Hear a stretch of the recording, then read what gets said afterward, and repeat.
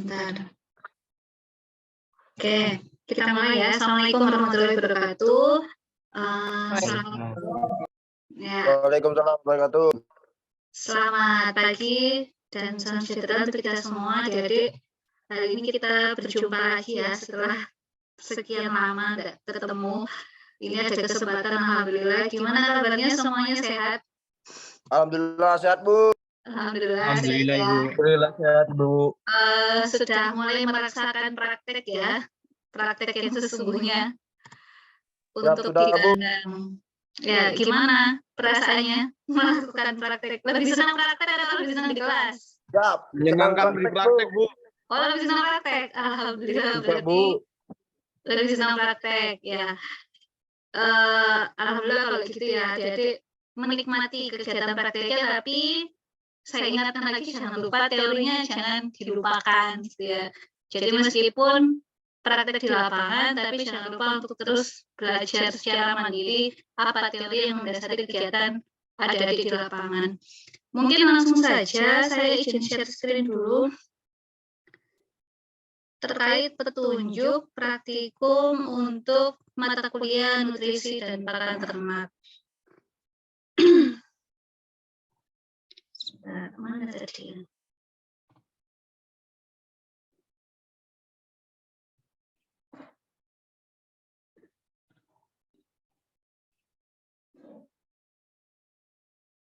Ya, apakah sudah terlihat share screen-nya? Ya, sudah, Bu. Sudah, Ibu. Ya, jadi terima kasih sebelumnya atas kesempatan yang diberikan.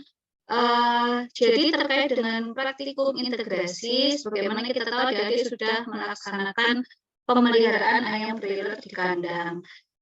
Dan itu sebetulnya adalah integrasi dari beberapa mata kuliah, yang mana salah satunya adalah mata kuliah nutrisi dan pakan ternak. Nah, terkait dengan mata kuliah ini, ada beberapa capaian pembelajaran yang harus adik-adik kuasai gitu ya.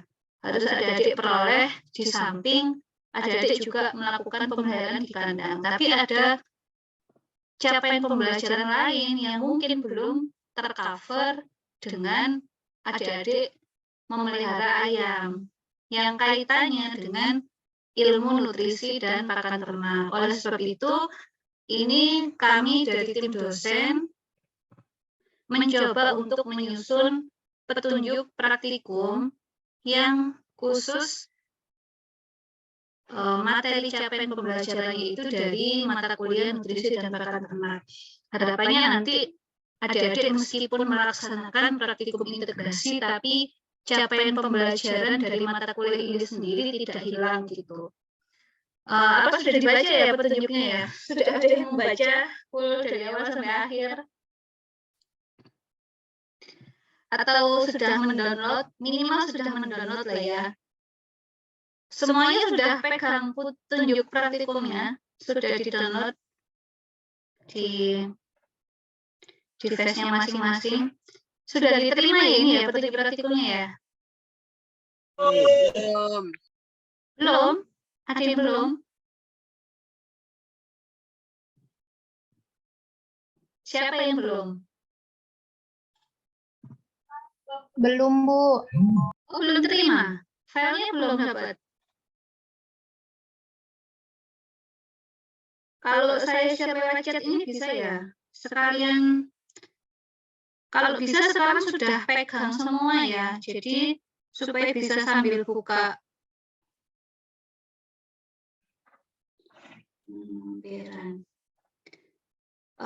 Saya coba kirim lewat chat di Zoom. Jadi bagi yang belum punya file ini, silahkan segera di-download dan dibuka di laptopnya masing-masing. Sehingga ini kita sambil menjelaskan, adik-adik juga sudah pegang filenya. Baik, Bu.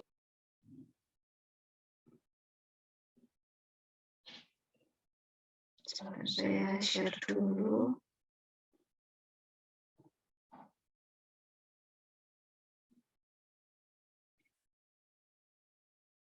Semester dulu.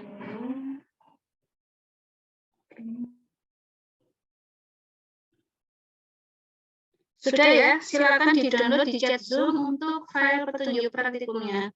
Jadi sambil dibuka, sambil penjelasan.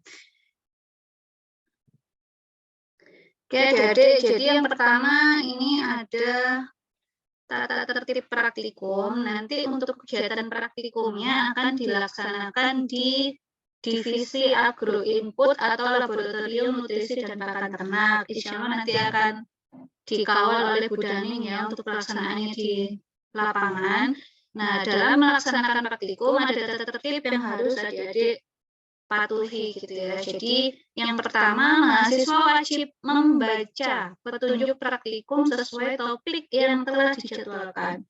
Jadi adik-adik setiap sebelum melakukan praktikum, tolong dibaca dulu buku petunjuk praktikumnya sesuai topik yang akan dilakukan. Supaya nanti ketika melaksanakan praktikum tidak bingung gitu ya apa yang mau dilakukan. Sudah ada gambaran, oh nanti saya akan melakukan ini. Kalau bisa adik-adik pelajari juga teorinya, sehingga ketika praktikum, kalau ada yang kurang jelas, bisa ditanyakan. Kemudian berpakaian rapi, menggunakan jas lab dan papan nama selama berkegiatan. Ini semua sudah punya jas laboratorium. Ya, sudah, Bu. Sudah ya? Oke. Itu silakan digunakan ketika berkegiatan praktikum di divisi pakan. Kemudian bagi mahasiswa perempuan, kalau rambutnya yang panjang, silahkan diikat. Lalu hadir 10 menit sebelum praktikum. Nanti jadwalnya kalau tidak salah mata kuliah nutrisi setiap hari Kamis jam 9 sampai jam 12. Tapi kalau memang nanti terbentur tanggal merah, silakan didiskusikan lagi untuk menyesuaikan waktunya. Kemudian setiap mahasiswa wajib aktif selama berkegiatan. Jadi jangan hanya pasif ya, silakan aktif bertanya, aktif turut melakukan setiap tahapan proses praktikum. Kemudian yang selanjutnya yaitu menyusun tugas praktikum. Di petunjuk praktikum itu sudah ada tugas, jadi silakan nanti dibaca, kemudian dikerjakan tugasnya. Lalu yang terakhir adalah menyelesaikan laporan praktikum. Nanti output terakhir dari kegiatan praktikum adik-adik adalah menyusun laporan. Nah, ini nanti yang akan menjadi poin penilaian bagi dosen ya, menilai bagaimana nilai prakteknya adik-adik. Salah satunya adalah kita lihat dari laporan praktikumnya. Nah, berikutnya itu tadi tata tertib, bisa disepakati ya, bisa dilaksanakan kira-kira. Untuk tata tertibnya tidak keberatan. Ya, bisa Ibu. Oke, berarti nanti ketika melaksanakan praktikum, silahkan mematuhi tata tertib yang sudah kita sepakati bersama. Selanjutnya, ini adalah topik-topik praktikum yang akan dilakukan. Jadi ada 5 topik praktikum ya, Dede.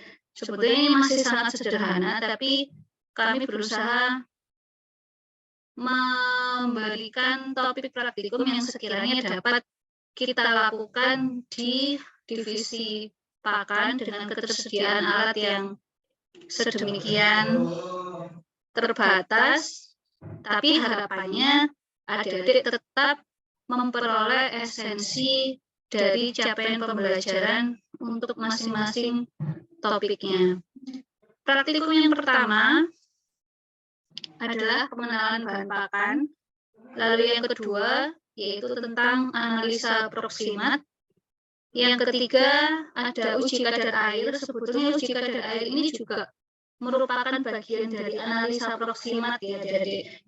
Nah, proksimat kan banyak, ada kadar air, kadar abu dan seterusnya sampai serat kasar. Namun di laboratorium pakan yang ada di kita yang bisa kita lakukan dengan alat yang tersedia baru bisa kadar air. Sementara untuk uji yang lain belum bisa kita lakukan karena alatnya belum tersedia. Jadi minimal adik-adik bisa melakukan uji kadar air.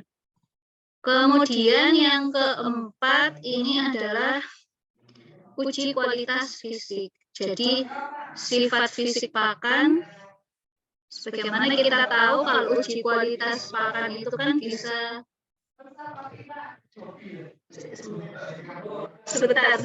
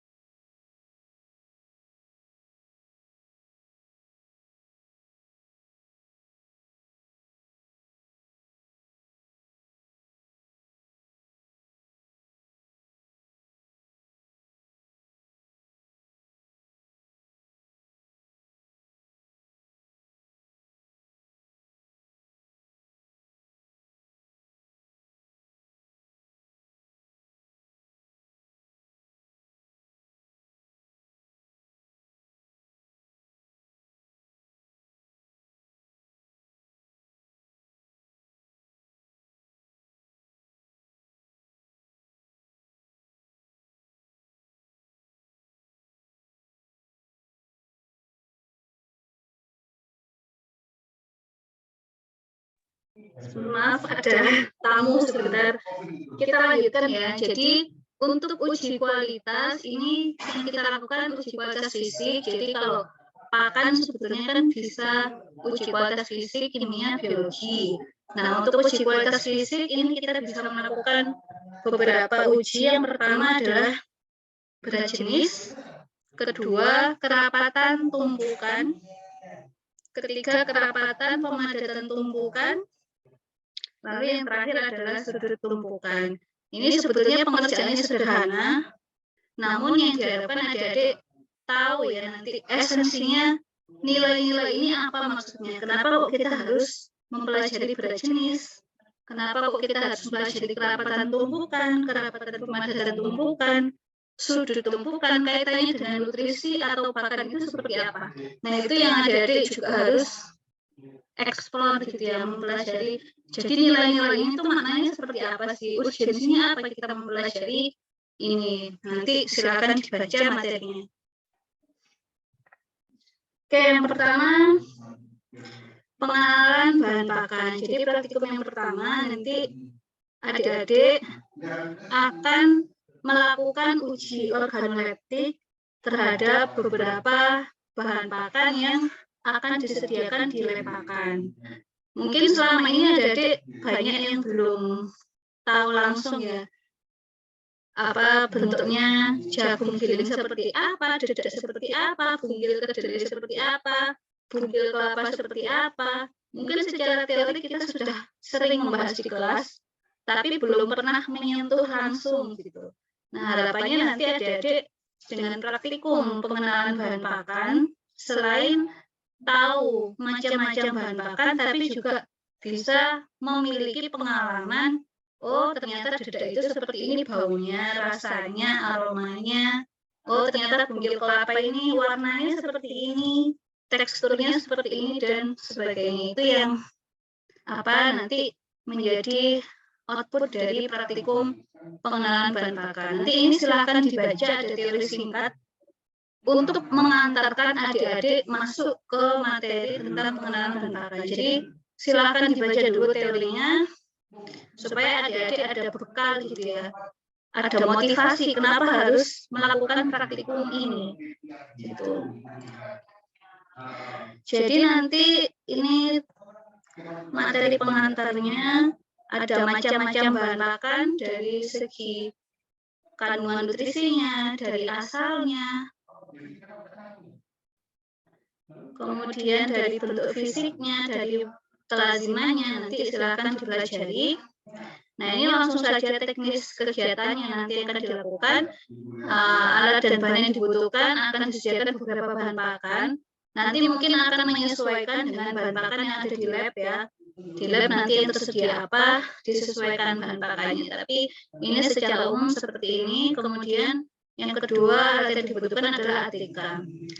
Nah, untuk pengorganisasiannya silakan nanti per kelas dibagi kelompok kurang lebih 10 sampai 11 orang ya. Jadi mungkin 3 kelompok begitu atau menyesuaikan. Nanti kalau mau menggunakan kelompok yang sudah ada juga silahkan, atau mengacu ke petunjuk ini juga silahkan, nanti menyesuaikan dengan situasi di lapangan.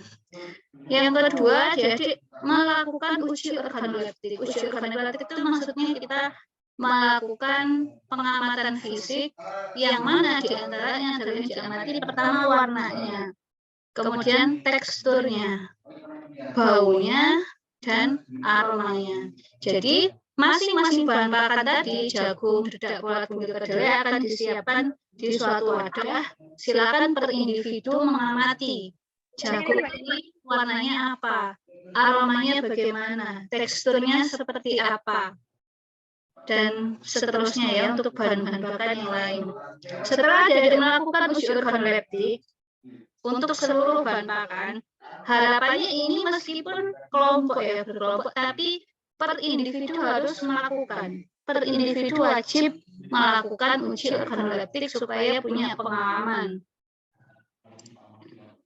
Nah, setelah uji organoleptik dicatat pada tabel 1 ya, di sini ada tabel 1 seperti ini. Jadi silakan dituliskan nama bahan pakannya apa, lalu deskripsikan hasil uji organoleptiknya itu bagaimana. Setelah dari melakukan uji organoleptik, berikutnya adalah melakukan studi literatur. Nah ini, jadi silakan mencari informasi pendukung terkait dengan potensi bahan tersebut, dosis penggunaannya, keunggulannya, dan kelemahannya sebagai pakan. Ini jadi bisa melakukan studi literatur, bisa mencari di jurnal, artikel-artikel ilmiah, atau website-website resmi. Misalkan dulu kita pernah mengenalkan Wikipedia dan sumber-sumber ilmiah lainnya. Silahkan dicari informasi yang mendukung terkait bahan pakan tersebut, gitu ya. Kemudian jangan lupa juga untuk mendokumentasikan kegiatan ketika Adik melakukan pengamatan.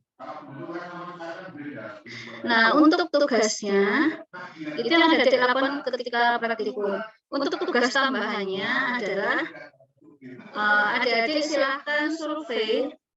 Ini maaf, namanya masih instalasi, sekarang namanya divisi ya. Jadi kita punya divisi ternak unggas, tempat Adik sekarang praktikum.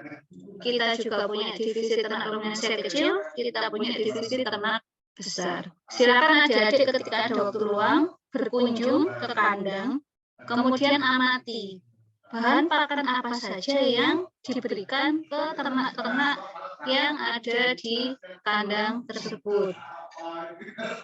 Kemudian silakan cari literatur kandungan nutrien atau komposisi kimia serta harga dari bahan-bahan pakan yang tadi digunakan di kandang. Nah, ini adik-adik bisa menyajikan datanya sesuai format yang ada di tabel 2. Kalau ini tadi tabel 1, jadi hasil literatur adik-adik studi literatur dimasukkan di kolom yang paling kanan ini ya, terkait potensinya, dosis penggunaannya, kelemahan kekurangan bahan pakan tersebut sebagai pakan apa, silahkan dituliskan di sini.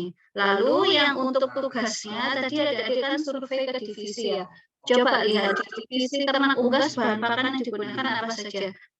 Sesuai itu yang ada di lapangan ya. Kalau memang di sana menggunakan pakan komersil ya nggak apa-apa, tuliskan saja di sini pakan komersil misalkan BR1 mereknya apa, kemudian cantumkan komposisi kimianya. Kalau memang sudah ada di situ, cantumkan yang ada di situ. Biasanya kalau komersil kan di sak-saknya sudah ada labelnya. Nah, jadi tinggal mencantumkan di sini harga per kilonya berapa. Ini sumbernya kan berarti kalau yang dari di lapangan berarti sumber pribadi. Kemudian bahan pakan yang lain, misalkan di divisi ternak ruminasi kecil. Oh, di sana bahan pakan digunakan, misalkan jenis legum-leguman banyak. Misalkan di sana menggunakan ada gamal, ada kaliandra, ada rumput odot, kemudian ada polat. Nah, itu silahkan dituliskan di sini. Kemudian adik-adik cari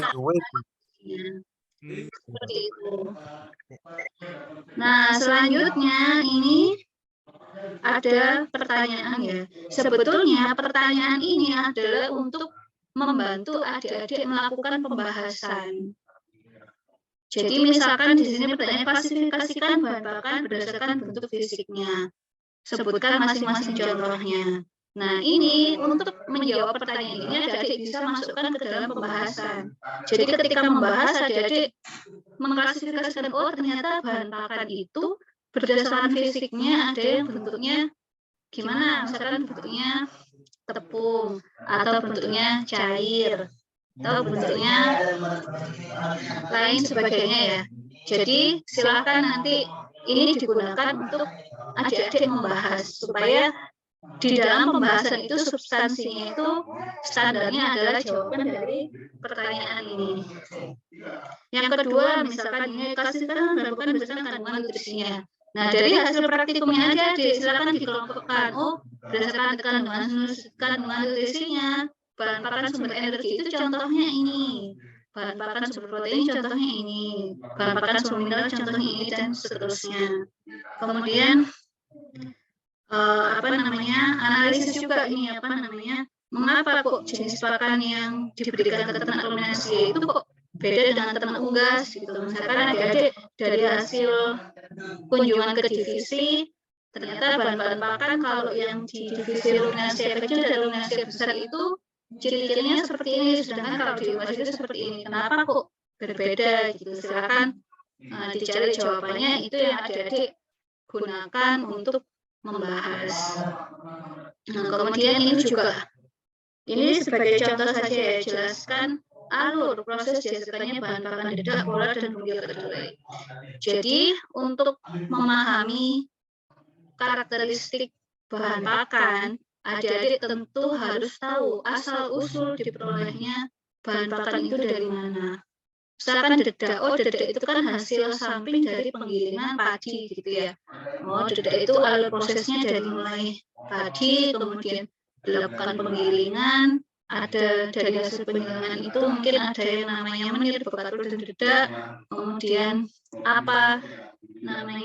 berapa persen dari padi itu menjadi dedak sehingga potensi dedak sebagai pakan ini seperti apa. Nah, itu silakan adik-adik eksplor supaya adik-adik bisa lebih memahami ya tentang bahan pakan ini. Kemudian polat itu apa sih? Silakan dicari tahu. Polat itu hasil samping penggilingan gandum. Adik-adik cari tahu gimana sih proses produksi gandum menjadi tepung misalkan. Ternyata selama proses produksi di industri tepung itu ada hasil samping industri. Hasil samping industri pengolahan gandum menjadi tepung terigu, yang mana salah satunya polat. Berapa persen polat itu dihasilkan, sehingga berapa potensinya dia sebagai pakan itu seperti apa, bugil kedelai itu apa, bagaimana prosesnya sehingga dari kedelai kok menjadi bugil kedelai, itu juga yang adik-adik perlu ketahui, karena itu pun akan mempengaruhi kandungan nutrisinya.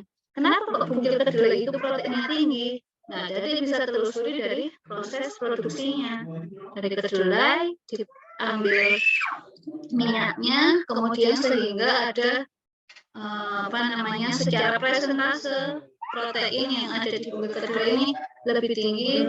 Seperti apa? Silakan adik-adik pelajari itu. Seperti itu. Ini hanya untuk membantu ya, adik-adik melakukan pembahasan, tapi adik-adik bisa mengeksplor lebih dari ini. Kalau ada yang mau dibahas secara substansi itu bisa lebih dari ini, akan lebih bagus. Itu untuk yang pertama, praktikum yang pertama terkait pengenalan bahan pakan. Jadi silakan nanti dibahas, kemudian kesimpulannya apa, dan melampirkan dokumentasi kegiatan. Kemudian yang kedua adalah topik tentang analisa proksimat ya. Jadi kalau kita bicara nutrisi pakan, tentu sangat penting kita ketahui apa itu analisa proksimat. Kalau tadi kita sempat membahas uji kualitas pakan, yang mana kualitas pakan itu bisa kita lakukan secara fisik, kimia, dan biologi.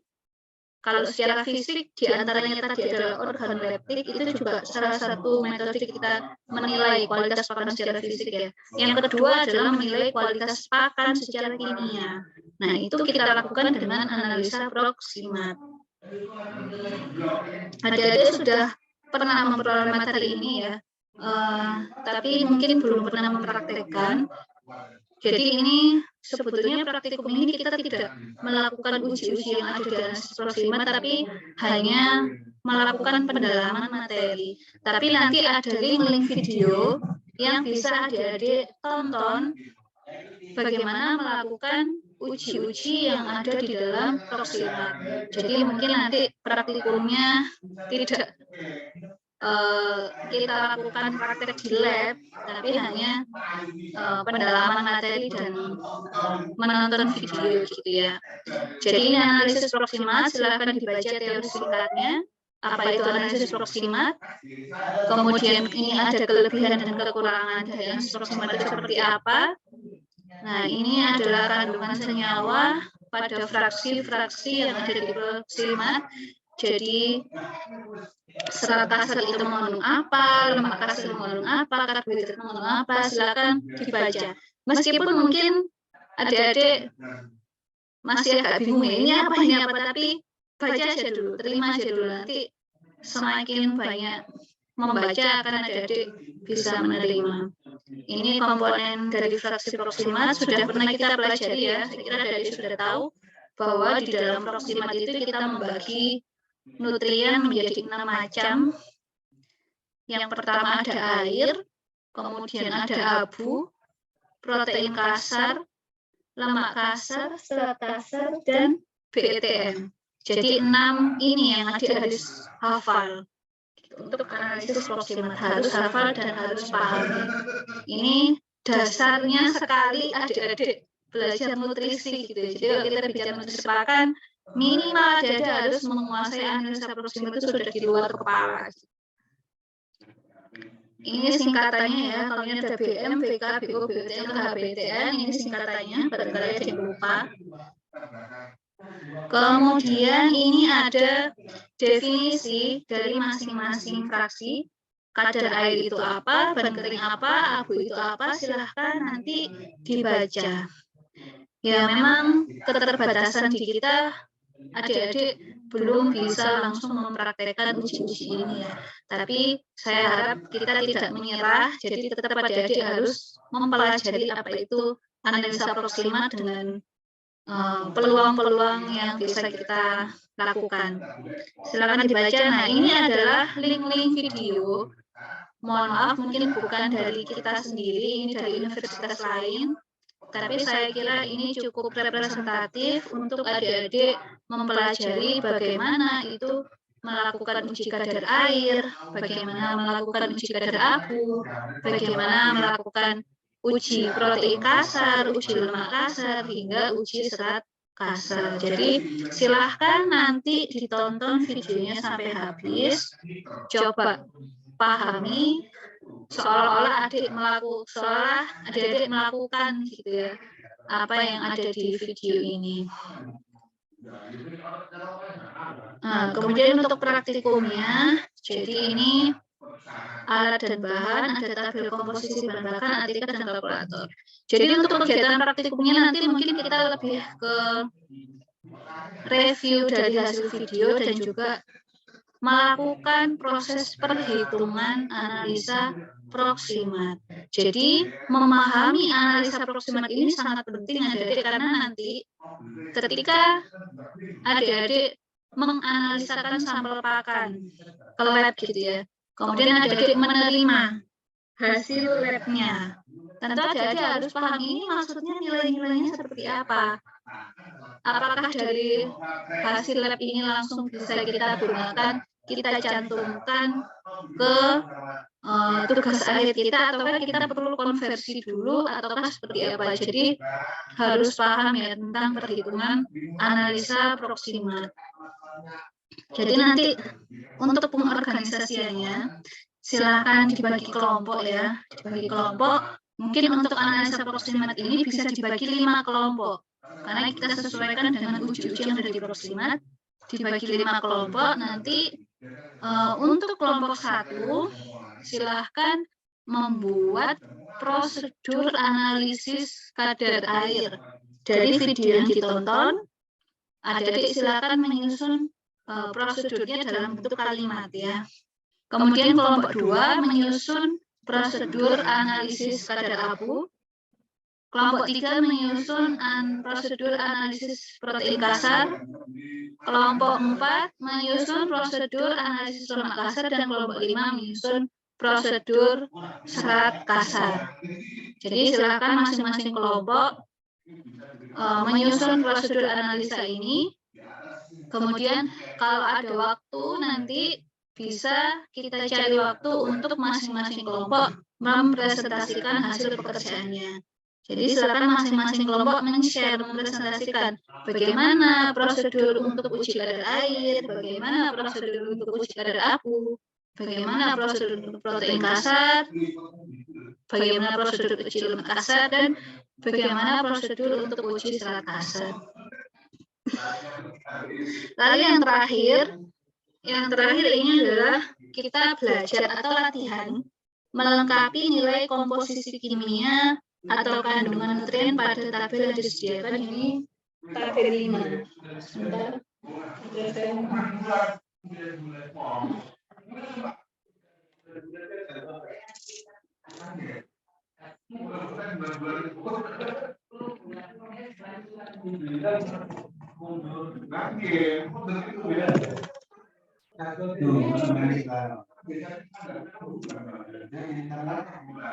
Oke, kita lanjutkan ya. Jadi untuk yang kegiatan D ini melengkapi nilai komposisi kimia.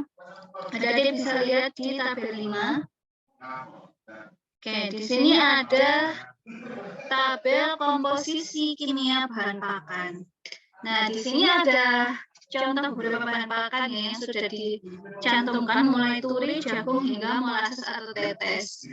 Nah, kemudian di sini ada juga fraksi-fraksi yang ada di proksimat, mulai dari kadar air, bahan kering, abu, bahan organik, protein kasar, BUTN, lemak kasar, karbohidrat, serat kasar, dan BTN seterusnya. Ini sudah ada beberapa angka, tapi ada juga yang bolong-bolongnya.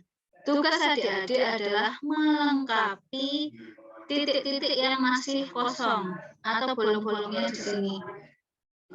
Ini tidak bisa di-split ya.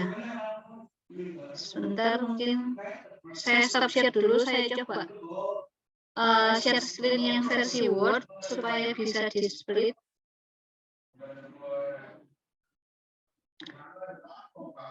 Oke, ini apakah sudah muncul share screen yang dalam bentuk Word ya? Sudah, Ibu. Oke, saya coba tampilkan yang tadi tabel 5. Ini, kemudian juga yang proksimat tadi. Apa diagram proksimat di sini? Oke, di sini silakan diperhatikan ya, jadi untuk menghitung ini kita contoh saja satu bahan pakan. Nanti ketika praktikum sesungguhnya kalau ada yang belum jelas bisa ditanyakan. Jadi untuk perhitungan proksimat di sini kan ada keterangan ya bahwa proksimat ini kita perhitungannya adalah by different atau selisih gitu ya. Ini ada keterangan bahwa BETN sama dengan 100% dikurangi air plus abu plus PK plus LK plus SK. Atau dengan kata lain, kalau kita lihat di sini, dari diagramnya di sini, kalau kita hitung, bahan makanan sama dengan air ditambah abu, ditambah protein kasar, ditambah lemak kasar, ditambah serat kasar, ditambah BETN. Jadi kalau bahan makanan ini nilainya 100%, maka 100% itu adalah sama dengan air ditambah abu, ditambah protein, tambah lemak, tambah serat, tambah BETN. Atau kalau perhitungan lain, kalau kita pisah-pisah gitu ya, maka bahan makanan ini sama dengan air ditambah bahan kering. Atau bahan kering sama dengan abu ditambah bahan organik. Atau bahan organik sama dengan protein ditambah BUTN. Atau BUTN itu sama dengan lemak kasar ditambah karbohidrat. Atau karbohidrat itu sama dengan serat kasar ditambah BETN. Sehingga kalau misalkan di sini ada contoh turi. Turi itu kadar airnya di sini 14. Maka bahan keringnya berapa?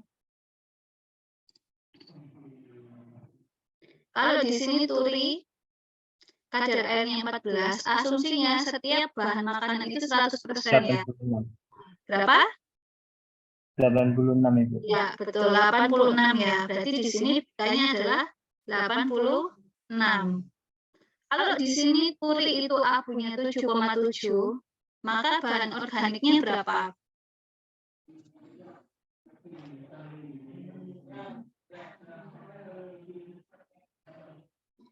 Tadi kita lihat berapa? 78,3. Oke, 78,3 dari mana? 86 dikurangi 7,7. Oke, 78,3 ya. Oke, selanjutnya, kalau di sini protein kasar 21,5, maka BUTE-nya berapa? 56,8. 56,8 dari mana? 78,3 dikurangi 21,5. Oke, 56,8. Ini. Oke, selanjutnya terakhir ya. Ini yang ditanya BETN. Selanjutnya berapa nilai BTN? 36,2. 36,2 dari? 53,4 dikurangi 17,2. Oke, berarti ini berapa tadi? 36,2. Nah, 36,2. Ini ya. Biasanya yang ditampilkan di hasil analisis proximat itu hanya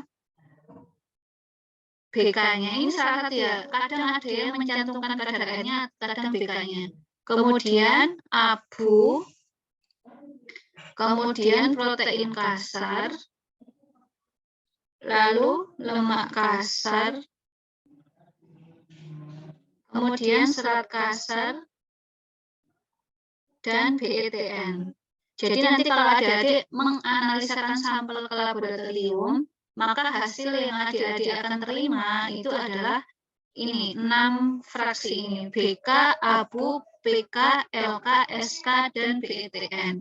Tapi dengan nilai-nilai ini adik-adik juga bisa menghitung berapa bahan organiknya, berapa bahan organik tanpa nitrogennya, berapa karbohidratnya dari perhitungan by different tadi ya, dari perhitungan selisih tadi. Nah, ini untuk mengeceknya, coba silahkan ditambahkan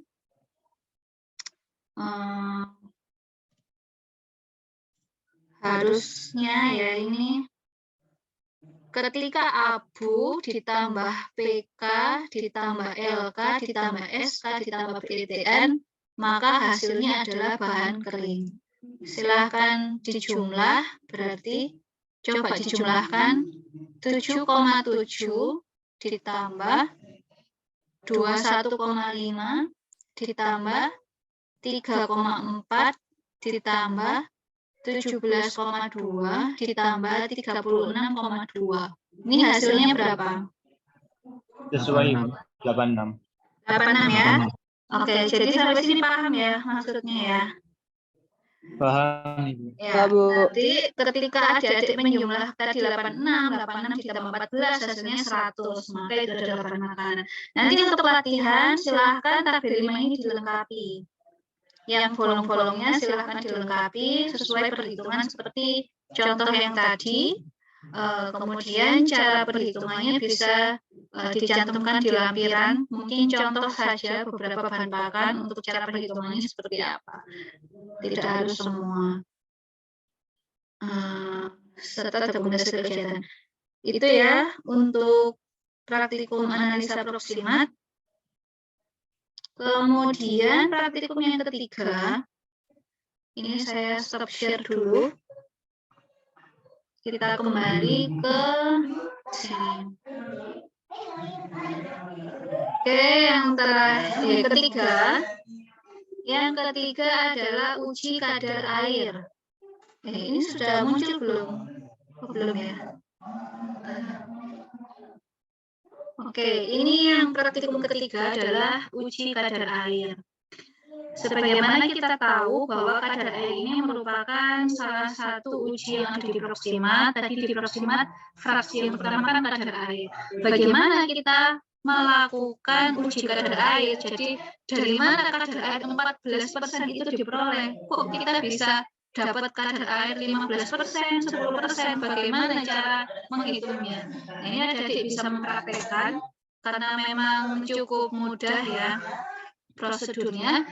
Jadi alatnya kita hanya memerlukan oven atau kalau ada sinar matahari pun kita bisa melakukan pengujian kadar air dengan melakukan penjemuran di bawah sinar matahari. Ini silakan dibaca teori singkatnya, apa itu yang dimaksud dengan kadar air. Kemudian ini alat dan bahan yang dibutuhkan. Ada beberapa sampel bahan pakan. Kalau di sini yang dicantumkan ada daun lamtoro, daun gamal, rumput gajah, dan rumput alang-alang. Namun nanti mungkin akan menyesuaikan juga di lab tersedianya bahan pakan apa, kita sesuaikan. Jadi ini contohnya, kita akan melakukan uji kadar air terhadap bahan pakan berupa hijauan segar ya. Jadi nanti di sini akan disiapkan daun lamtoro yang baru dipanen, kurang lebih 300 gram, daun gamal yang baru dipanen, kurang lebih 300 gram, rumput gajah Arut yang baru dipanen, kurang lebih 300 gram, dan rumput alang-alang. Semuanya baru dipanen gitu ya. Nah, kemudian dari bahan-bahan pakan ini jangan lupa juga untuk dicacah terlebih dahulu. Karena kalau kita melakukan uji kadar air, akan lebih bagus hasilnya akurat ketika ukuran partikelnya itu tidak terlalu besar, sehingga ketika kita melakukan pengeringan kadar air itu bisa menguap secara optimal. Tapi kalau ukuran partikelnya masih dalam ukuran besar, itu akan lama prosesnya kita mengeringkan. Kemudian alat yang kedua ada nampan, ada oven, ada cawan, timbangan analitik, eksikator, dan atlika.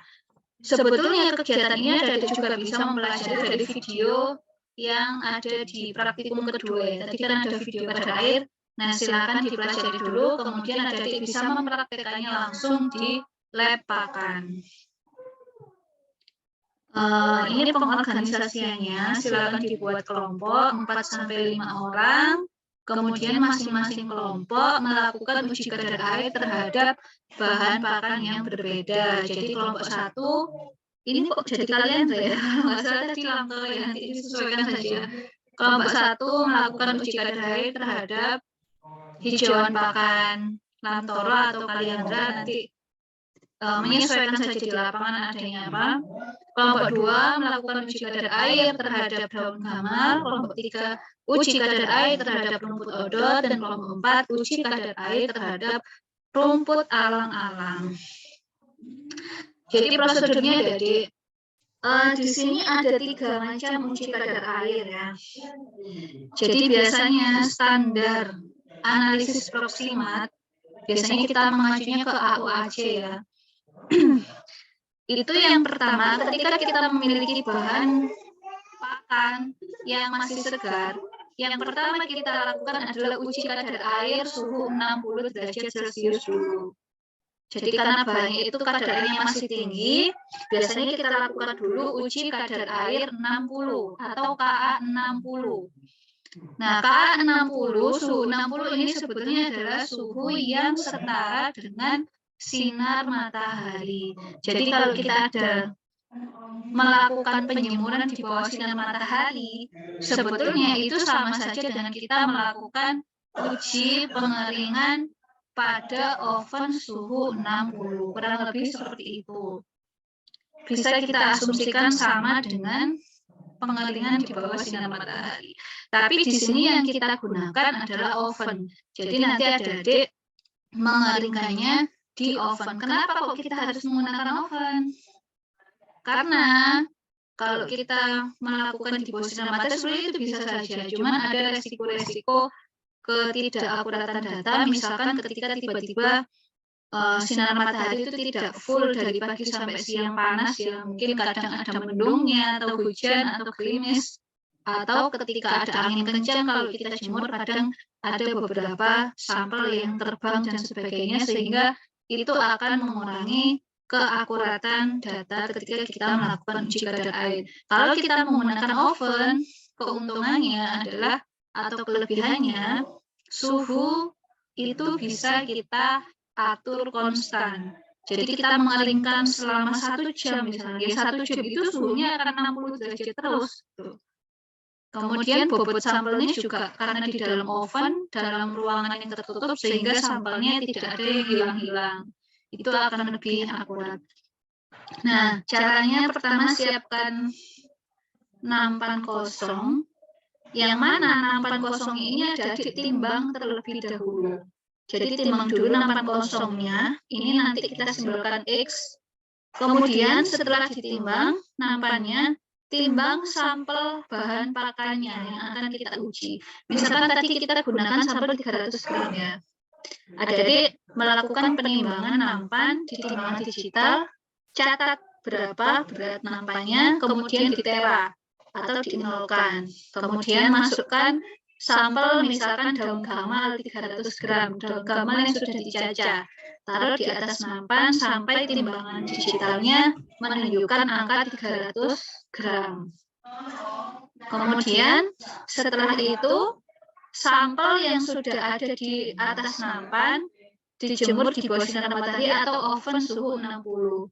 Mungkin saran sebaiknya langsung kita gunakan oven yang sudah disetting di suhu 60. Kemudian didiamkan kurang lebih 24 jam. Kemudian kita timbang lagi bobot akhirnya. Setelah dikeringkan di oven 60 derajat selama 24 jam dikeluarkan, tunggu hingga dingin dulu, lalu timbang lagi. Nah, itu timbangan yang setelah pengeringan itu adalah sebagai bobot akhir, itu kita lambangkan huruf Z di sini. Untuk menghitung kadar air, rumusnya adalah bobot awal dikurangi bobot akhir dibagi bobot bahan dikali 100%. Maka itu akan kita peroleh nilai kadar air 60. Seperti itu. Nah, selanjutnya setelah memperoleh nilai kadar air 60, adik-adik bisa melakukan uji kadar air 105. Ini maksudnya kadar air 105 berarti ovennya kita setting di suhu 105. Kenapa kok setelah 60 kok kita masih perlu melakukan uji kadar air 105? Karena biasanya kalau kita hanya melakukan uji kadar air 60, sebetulnya di sampel bahan tersebut masih ada airnya. Jadi kalau air itu kan ada di suatu senyawa, itu kan ada air bebas, ada air terikat gitu ya. Nah, kalau air bebas ini mungkin dia akan menguap hanya dengan kita mengeringkan di suhu 60.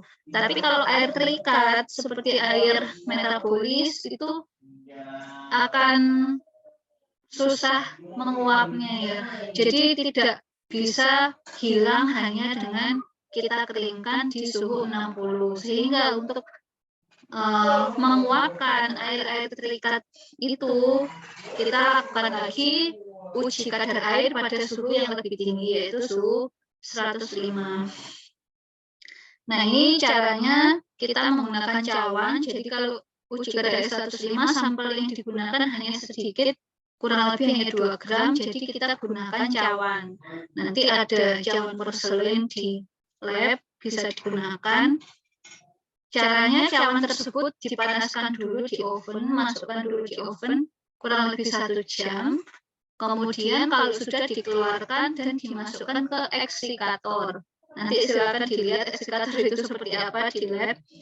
Fungsinya eksikator ini untuk mendinginkan cawan tersebut ya. Jadi biasanya kalau keluar dari oven kan masih panas. Nah, kalau masih panas kita tidak bisa langsung menimbang karena hasilnya nanti tidak akurat. Jadi harus kita masukkan dulu ke eksikator supaya dia suhunya itu sesuai suhu ruangan, baru kemudian kita timbang. Ini dicatat bobot cawannya berapa, cawan kosong, kemudian dari cawan kosong itu kita masukkan sampel bahan pakan.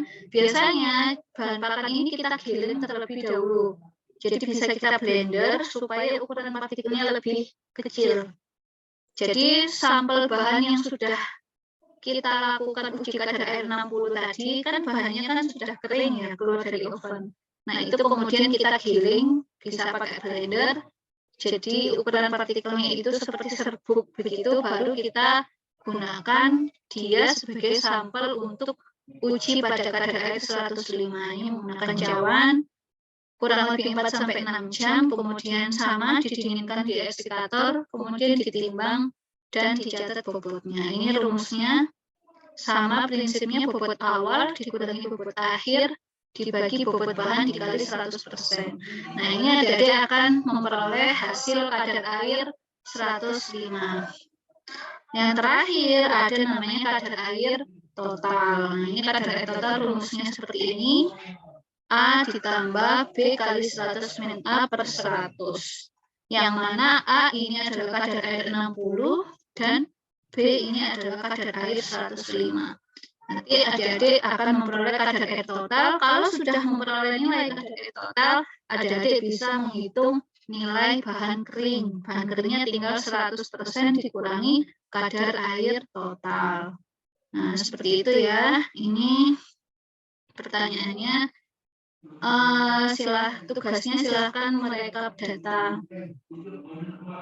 dari kadar air 60, 105, dan kadar air total sesuai format yang ada di tabel 6.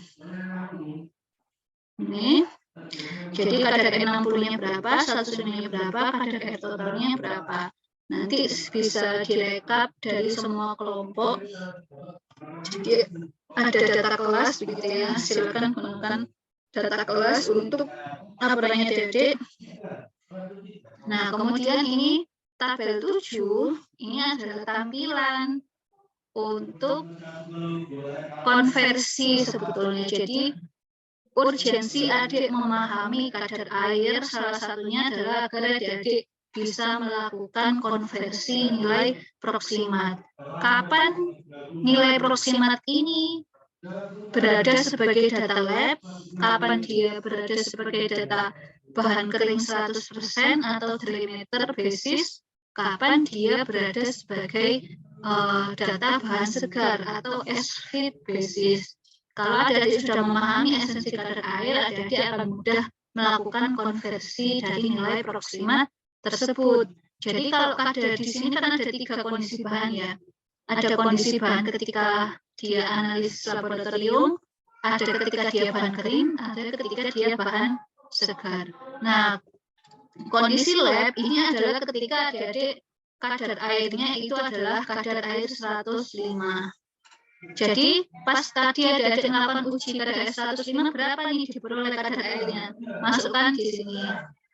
Kemudian ketika dia bahan kering 100%, ini adalah ketika adik-adik sudah memperoleh kadar air total, berapa bahan keringnya? Nah, itu masukkan ke sini, kadar air total. Kemudian bahan segar. Bahan segar itu ketika kondisinya, maaf salah ya. Bahan kering itu adalah ketika kadar air 0%. Jadi di sini ketika bahan kering selalu kadar airnya 0%. Sedangkan bahan segar itu adalah ketika kadar air total. Jadi kadar air total itu berapa, masukkan ke posisi bahan segar. Nanti untuk yang BK, AHBU, PKL, KSKBTN bisa by studi literatur. Kemudian ada konversi. Kalau misalkan studi literatur itu biasanya data yang diberikan adalah data kondisi ketika bahan kering. 100% bahan kering. Jadi misalkan di sini dalam Lamtoro, adik-adik mencari studi literatur. Berapa komposisi kimia dari Lamtoro? Dari literatur itu adik-adik masukkan ke yang baris bahan kering. Dimasukkan BK-nya, AHBU, PKL, KSKBT-nya berapa, kemudian bisa dikonversi ke data lab dari kadar air yang sudah diketahui, gitu ya. Nanti bisa dibahas lebih lanjut ya. Jadi contoh saja misalkan, dari studi literatur, pada BK 100%, adik-adik memperoleh protein kasarnya Lamtoro itu misalkan 18% di baris yang bahan kering. Lalu berapa PK ketika dia kondisi lab? Maka kita konversi dari BK-nya. Misalkan ketika lab itu dia bahan keringnya 90%. Ketika bahan kering dia BK-nya 100%. Maka PK ketika dalam Lamtoro itu pada kondisi lab adalah 90 per 100 dikali 18%. Itu adalah BK ketika lab. Berapa ketika BK bahan segar? Misalkan ketika bahan segar diketahui BK-nya 86%. Maka ketika bahan segar tinggal dikonversi 86 per 100 dikali 18%. Seperti itu. Nanti silakan belajar untuk yang lain juga ya. Untuk bahan pakan yang lain silakan menggunakan data kelas untuk kadar airnya. Jadi masing-masing kelompok punya data untuk 4 bahan pakan. Seperti itu. Nah, ini yang terakhir adalah uji kualitas fisik. Uji kualitas fisik yang pertama adalah berat jenis. Ini cukup mudah sebetulnya prosesnya dan tidak ribet. Jadi ini teori singkat kenapa kita perlu mempelajari berat jenis, apa kaitannya sifat fisik dengan proses produksi pakan, atau apakah ada hubungan antara sifat fisik dengan sifat kimia, apa ada korelasi. Silakan nanti dibaca teorinya. Ini alat dan bahan, kita hanya menggunakan gelas ukur dan pengaduk kaca serta timbangan digital gitu ya. Jadi prinsipnya adalah bahan pakan, misalkan di sini contohnya apa? Ada jagung atau dedak gitu ya. Ini kita masukkan ke dalam gelas ukur. Ini dimasukkannya sebanyak 25 gram. Kemudian setelah bahan pakan dimasukkan, kita tambahkan Aquades yang sebelumnya sudah kita ukur volumenya. Aquades sebanyak 200 ml.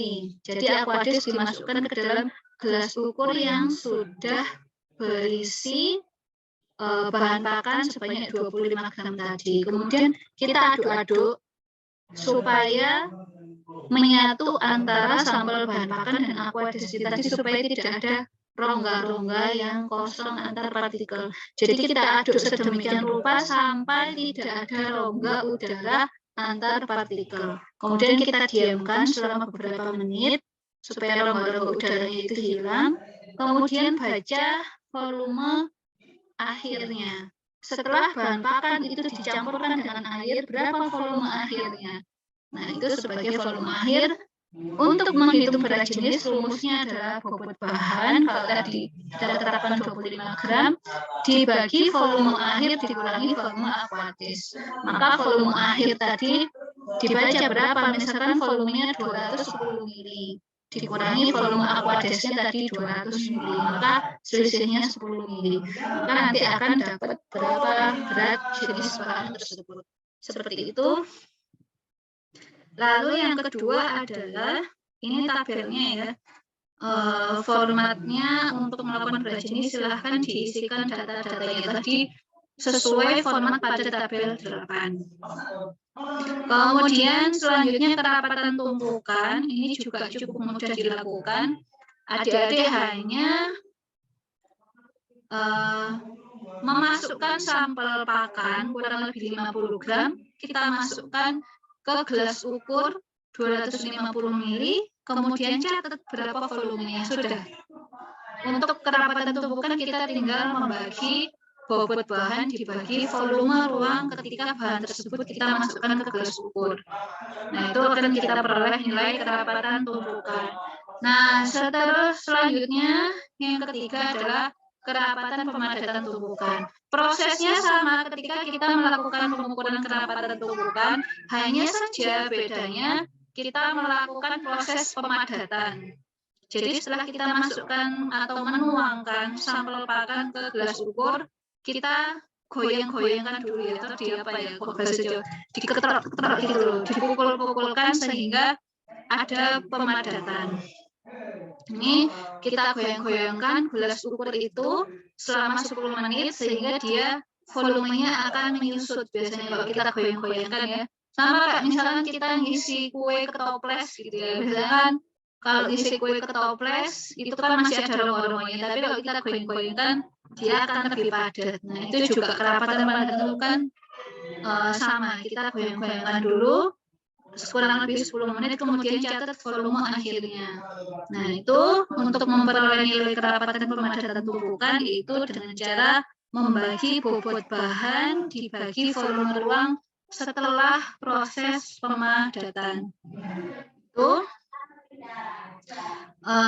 Kemudian yang terakhir adalah sudut tumpukan. Nah, ini sudut tumpukan.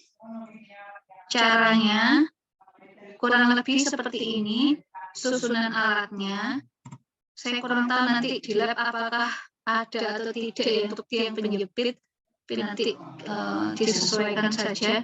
Prinsipnya ketika melakukan uji sudut tumpukan, alat yang dibutuhkan ada tiang, kemudian ada corong, kemudian ada sampel bahan pakan dan alas berwarna putih seperti ini, serta penggaris atau mistar.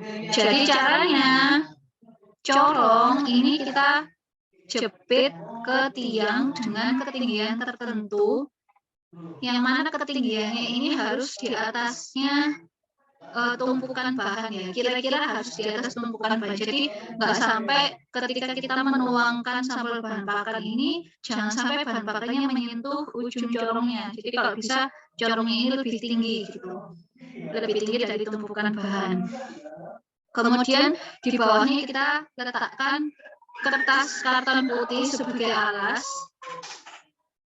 Ini corongnya kurang lebih kita taruh di ketinggian 15 cm dari ujung lubang keluar corong. Ini seperti gambar ya. Jadi antara tumpukan bahan yang paling atas dengan ujung corong kurang lebih kita atur 15 cm. Nah, selanjutnya kita tuang atau kita curahkan pakan sedikit demi sedikit melalui corong ini. Jadi dituangkan pakai corong sehingga dia akan terjatuh di atas alas yang berwarna putih. Kalau bisa menuangkannya sedekat mungkin dengan dinding corong supaya tidak menyumbat lubang keluarnya corong itu sendiri ya. Ini caranya. Nah, setelah bahan pakan itu dituangkan, biasanya kan dia akan membentuk seperti gunung gitu ya, tumpukan segitiga. Adik-adik bisa mengukur berapa diameternya. Silakan diukur berapa diameternya dan berapa tinggi bahannya. Dari ujung sampel yang paling atas silakan diukur berapa tingginya, kemudian kita hitung berapa sudut tumpukannya dengan cara ARC tan ya. Kalau tan itu kan rumusnya tinggi dibagi samping ya. Tinggi dibagi samping atau samping itu kan berarti kan setengahnya diameter gitu ya. Jadi kalau sudah itu rumusnya tan, berarti kalau rumus sudutnya adalah ARC tan, tinggi dibagi setengah diameter. Sudah, itu saja yang dilakukannya, jadi tidak sulit sebetulnya. Nanti adik-adik silakan dari data kualitas fisik itu, dari data adik-adik peroleh, silakan adik-adik cari literatur, bandingkan dengan literatur. Jadi kalau di literatur itu berapa sih berat jenisnya jagung, berapa sih kerapatan tumpukannya jagung, berapa sih berat jenisnya dedak, berapa kerapatan tumpukannya dedak. Adik-adik bandingkan dari yang ada dilakukan di praktikum dibandingkan dengan literatur itu sama atau mendekati enggak, ataukah berbeda jauh. Itu silakan dibahas. Kalau memang sama atau mendekati berarti memang yang kita lakukan sudah benar ya, atau kualitas jagung yang kita punya, kualitas fisiknya itu sudah sesuai dengan literatur. Berat jenis jagung berkisar antara sekian, kerapatan tumpukan jagung sekian. Nah, itu silakan dibahas. Jadi dalam membahas kalau bisa adik-adik membandingkan data yang ada dimiliki dengan data yang ada dari sumber atau literatur. Kemudian baru membahas teorinya. Ini buatlah data kelas, jadi dari masing-masing kelompok silakan digabung datanya sebagai data kelas itu yang adik-adik kemudian lakukan pembahasan untuk di laporannya gitu ya. Jadi ketika di laporan bisa membahas data beberapa bahan pakan, tidak hanya bahan pakan yang adik-adik kerjakan per kelompok ketika di praktikum. Kemudian lakukan analisis dan studi literatur, gitu ya. Ini masing-masing sudah ada pertanyaannya. Dan ini formatnya untuk mengisi datanya. Oke, mungkin itu ya. Jadi kurang lebih praktikum yang harapannya mudah-mudahan bisa kita lakukan untuk mencapai output dari capaian pembelajaran mata kuliah industri dan pangan ternak. Mudah-mudahan bisa terlaksana dengan baik dengan keterbatasan waktu dan alat ataupun yang lainnya, tapi mudah-mudahan esensi dari capaian pembelajaran mata kuliah tetap bisa diperoleh. Oke, mungkin itu ya. Apa ada yang mau ditanyakan terkait pelaksanaan praktikum? Mungkin nanti langsung pas kegiatan kalau belum jelas.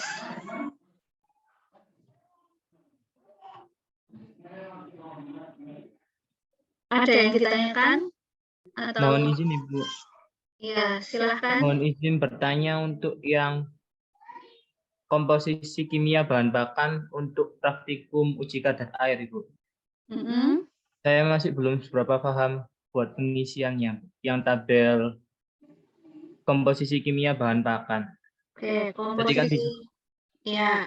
Tadi kan yang diberikan contoh, misalkan lamtoro 18%. Ya. Nah, untuk pengisian yang di lab sama bahan bakar ini bagaimana, Ibu?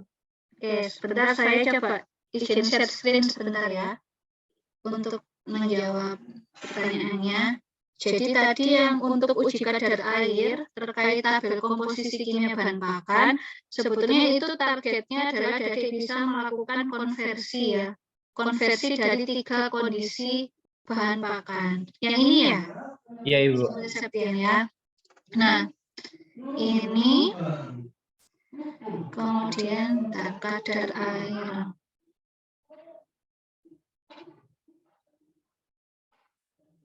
Oke, ini ada keterangannya sedikit ya. Sebentar, ini saya bold. Oke, jadi ada beberapa kondisi kadar air yang bisa kita ekspresikan pada bahan pakan. Jadi biasanya kalau kita panen gitu ya, misalkan ini kita baru memanen daun lamtoro segar, fresh. Nah, artinya itu daun lamtoronya ada pada kondisi bahan segar. Atau biasa kita sebutnya as feed basis. Itu adalah kondisi segar ketika biasanya itu bahan yang akan diberikan ke ternak seperti itu. Nah, tapi untuk memperoleh nilai komposisi proksimat, biasanya kalau kita mau menganaliskan ke lab, tentu kita tidak menyerahkan lamtoro yang fresh baru dipanen kan. Tapi lamtoronya itu kita keringkan dulu, kita cacah dulu, kita keringkan, kita giling, baru kita serahkan ke lab kan gitu kan. Nah, maka sampel yang diterima oleh lab, hasil data yang diperoleh dari uji lab itu adalah kondisi bahan ketika analisa laboratorium atau partially dry gitu ya. Jadi data yang diperoleh dari lab itu adalah kondisi bahan ketika lab. Nah, ada juga komposisi kimia proksimat itu yang disajikan dalam kondisi bahan kering atau dry matter. Kenapa? Karena biasanya kalau kita mau membandingkan komposisi kimia antar bahan, kan nggak fair ya kalau misalkan yang satu kadar airnya 10% kita bandingkan sama bahan yang satu kadar airnya 14%. Sekarang kan seperti itu. Jadi biasanya untuk menstandarkan data itu kita konversi dalam bentuk bahan kering atau dry matter, yaitu kondisi di mana kadar air itu diasumsikan pada kondisi 0% atau bahan kering 100% gitu ya. Nanti kan adik-adik memperoleh 3 ini kan ya. Ada kadar air lab, ada bahan kering, ada bahan segar. Jadi misalkan kadar air lab itu adalah ketika kadar air suhu 105. Nanti ketika adik-adik uji berapa diperoleh kadar air 105-nya masukkan ke sini. Misalkan dari 105 itu, ini contoh saja ya. Misalkan diperoleh kadar air 105-nya itu 3% misalkan. Kemudian bahan kering kan otomatis pasti kadar airnya berapa? Kalau kadar air. Kalau bahan kering. Kalau bahan kering 100 ya pasti kadar airnya pada kondisi 0%. Lalu ketika bahan segar ini adalah ketika kondisi kadar airnya kan masih baru dipanen ya, berarti kan kadar air total. Ya, berarti ini kadar air total. Misalkan dari hasil perhitungan praktikum, misalkan kadar air totalnya ini karena hijauan ya agak tinggi biasanya. Misalkan kita catat 75 atau 70 ya, misalkan. Nah, nanti di sini kan bahan kering kan kita tinggal bisa menghitung by different ya. Kalau di sini kadar airnya 3 berarti bahan keringnya berapa? Nah, di sini 100 dikurangi 97. Kalau di sini diameter berarti bahan keringnya jelas berapa? 100 ya. Diameter bahan kering pasti bahan keringnya 100. Bahan segar berarti di sini bahan keringnya berapa? Berapa? Kalau kadar air total 70 berarti BK pas bahan segarnya berapa? 30 gitu ya. Nah, adik-adik silakan cari literatur untuk AHU, PK, LK, SK, BITN. Biasanya kalau literatur itu dia menyajikan datanya itu dalam kondisi dry matter. Jadi dari literatur itu adik-adik masukkannya ke yang bahan kering di sini. Misalkan dari literatur, misalkan ya ini contoh saja. Misalkan AHU-nya 4%. Kemudian di sini PK-nya misalkan 20, LK-nya 5. SK-nya misalkan berapa ya? 25. BT-nya 24 sama 54. Misalkan di sini BT-nya 46. Ini ya. Jadi literatur kita peroleh seperti ini. Nah, adik-adik tinggal lengkapi ketika lab berapa. Ini tinggal kita konversi. Berarti AHU-nya di sini berapa? Untuk menghitung AHU-nya di sini sama dengan 97/100 dikali 4. Dan demikian juga untuk yang bahan segar. Berarti kalau bahan segar di sini adalah bahan keringnya kan 30 ya. Ini 30/100 dikali 4. Demikian juga untuk yang lainnya. Berarti kalau di sini ketika kondisi lab adalah sama dengan 97/100 dikali 20 dan seterusnya gitu ya. Bisa dipahami kira-kira? Siap, bisa dipahami, Bu. Ya, oke. Itu ya untuk Septian ya penjelasannya, mudah-mudahan nanti bisa mengerjakan. Ya, Bu, terima kasih. Ya, oke. Ada lagi? Mungkin sudah ya. Maaf ini waktunya kelamaan kayaknya penjelasannya. Yang lain mungkin nanti kalau ada yang masih belum jelas bisa kita bahas lebih lanjut ya, bisa cari waktu atau cari boleh, atau silakan lebih lanjut nanti bisa tanya ke Bu Dani ya ketika praktek. Mungkin itu ya yang bisa saya sampaikan. Terima kasih perhatiannya. Mohon maaf jika ada salah atau kekurangan. Semoga kegiatan praktek mata kuliah nutrisi dan pakan ternak ini bisa berjalan lancar dan adik-adik bisa memperoleh ilmu yang bermanfaat dan capaian pembelajarannya semuanya bisa dikuasai oleh adik mahasiswa. Terima kasih kesempatannya, saya kembalikan ke Bu Dani. Maaf kelamaan. Terima apa-apa, kasih. Bu Fitri. Sekaligus biar jelas. Ini untuk teknis pelaksanaannya kan saya lihat di kalender itu kan 1 Mei itu merah. Terus kemarin tanya ke Prodi itu katanya pembelajaran berakhir di 9 Juni. Nah, berarti kan kita cuma ada waktu efektif 1 minggu ya. Nah, jadi mungkin gini Bu Fitri. Ini Bu Fitri, wes live. Mungkin gini aja ya Bu Fitri ya, apa namanya untuk teknisnya, adik-adik mulai sekarang mengidentifikasi kira-kira waktu, soalnya kan sambil ngerawat ayam. Nah, ayam itu kan panen kurang 2 minggu lagi ya, sekitar 2 minggu itu udah panen. Nah, untuk yang jadwal jam 1 sampai jam 3 itu apakah memang full kegiatan yang siang? Mungkin ada perwakilan ya, sehingga kita biar lebih jelas gitu untuk waktunya selain jam 9 sampai jam 12.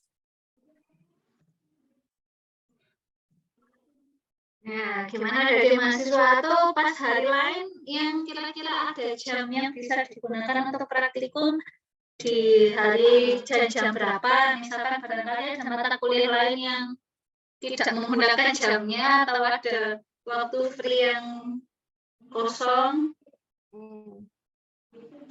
Mungkin ada perwakilan kelas yang ini menyampaikan supaya kita bisa ngatur waktunya.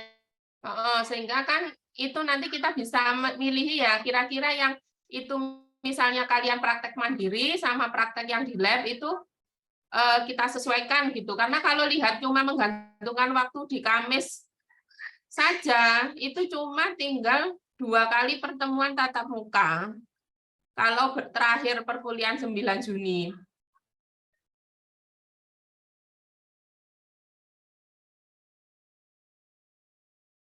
Ini aja ya, perwakilan kelas nanti ngelis waktu, terus sama mungkin ada waktu-waktu dari dosen lain yang bisa kita gunakan untuk praktek. Atau misal itu kan yang ada jadwal, apa itu, yang di divisi-divisi itu loh ya. Coba diidentifikasi sama didiskusikan dengan divisi ya, kalau misalnya ada waktu luang, terus kita setting persiapan untuk praktikum untuk melengkapi ini prakteknya. Gitu aja ya, soalnya nanti kita ditanyain kayak pada bingung ngisian. Nanti ke lab, lapor ke Bu Daning, apa namanya waktunya kapan saja yang bisa digunakan untuk praktek nutrisi. Siap, Ibu. Gitu ya, diidentifikasi. Kalau bisa sih sebenarnya kalau misalnya waktu jam 1 sampai jam 3 itu kan sebenarnya kalau ayam itu sudah terkondisikan kan sebenarnya tidak ada aktivitas yang harus full semua 2 kelas stay di kandang. Iya, Ibu. Itu kan yang ribet itu kan hanya di pagi sama sore kan, persiapan pakan buat besoknya sama bersihkan kandang, nimbang kayak gitu-gitu. Tapi kan ada waktu jam 1 sampai jam 3 itu misalnya nanti tolong diidentifikasi kapan luangnya selain hari Kamis, sehingga hari Kamis itu bisa kita fokuskan untuk mengejar teori yang belum selesai, karena tinggal 2 kali pertemuan lagi ini efektifnya. Nah, sehingga di jam-jam 1 sampai jam 3 itu bisa kita gunakan untuk praktek. Minimal adik-adik tahu dulu lah bahan pakannya seperti apa, nanti proses pencampurannya seperti apa, kontrol kualitas yang sederhana tadi bisa kita laksanakan, minimal itu. Sehingga nanti untuk mata kuliah produksi selanjutnya itu adik-adik nggak bingung lagi, ngasih makan domba itu seperti apa, terus ngasih makan sapi perah, sapi potong itu nggak bingung lagi gitu loh, standar pakannya adik-adik udah menguasai, cara pemberian pakan sudah menguasai. Kalau di sini nanti di nutrisi ini belum menguasai itu, nanti bingung lagi nanti pas mata kuliah produksi, kegiatannya kalian monoton lagi, ngasih pakan tapi nggak tahu ini pakannya sesuai standar apa enggak, kayak gitu. Itu ya, nanti mohon dikondisikan, terus perwakilan mohon adik-adik untuk ke ruangannya Bu Daning. Nah, terus ini kayaknya ya, kita sebentar 15 menit saja Ibu kasih beberapa aplikasi Excel yang bisa untuk penyusunan ransum. Kemarin kan sudah diajari Bu Fitri untuk yang ini ya, apa namanya? Formulasi ransum sudah ya, formulasi ransum. Baik Excel ataupun trial and error sudah semua kan ya? Izin jawab Bu, Siap, untuk Nabil Bu. masih persen square saja, Iya. Excel sama trial errornya belum. Belum ya, kelas B. Oh ya, berarti nanti di agendakan untuk yang kelas B, coba Ega atur ya waktunya kapan, nanti belajar lagi untuk Excel trial and error. Tapi ini sebenarnya ini sama, prinsipnya yang ini trial and error juga, cuma ini udah ada kayak database gitu ya, ada database. Nah, yang pertama itu kan mungkin ada adik baca NRC itu tebel ya. Ini yang mana yang perlu dipelajari kan banyak ini, apalagi itu kan ternak-ternak subtropis. Nah, ini coba Ibu rangkum. Ini kelihatan ya? Nah, ini untuk beberapa standar pakan. Jadi kalau kita misalnya mau nyusun langsung ya, kan harus tahu jadi kebutuhannya berapa. Prinsipnya gitu toh. Punya database pakan, kebutuhannya berapa, berarti berapa persen susunan bahan pakan yang bisa memenuhi kebutuhan. Nah, prinsipnya di situ. Nah, sekarang tahu dulu standarnya. Tadi sama Bu Fitri sudah diajari toh identifikasi pakan gimana, terus menghitung komposisi bahan membaca tabel komposisi bahan pakan seperti apa, analisis proksimat seperti apa, kontrol kualitasnya seperti apa. Nah, sekarang kita lanjut ke praktek bagaimana bahan pakan itu kita udah punya nih database, terus kita udah punya ternaknya. Tapi gimana ya untuk menerapkan pakan yang seimbang, pakan yang sesuai kebutuhan. Nah, adik-adik harus cek dulu ini standarnya. Nah, ini contoh untuk sapi perah. Nah, sapi perah itu kan fasenya macam-macam. Nggak bisa kita gebiah-uyah, oh ini pakan darah, pakan bunting, pakan kering, pakan laktasi produksi tinggi, itu kan yang early laktasi. Terus yang mid laktasi, itu berapa, itu rasio proteinnya macam-macam. Terus bunting kering, pejantan. Nah, ini adalah range standar PK yang perlu kita lihat. Nah, terus ini kenapa di sapi perah ini di ruminan itu ada UDP, undegraded protein.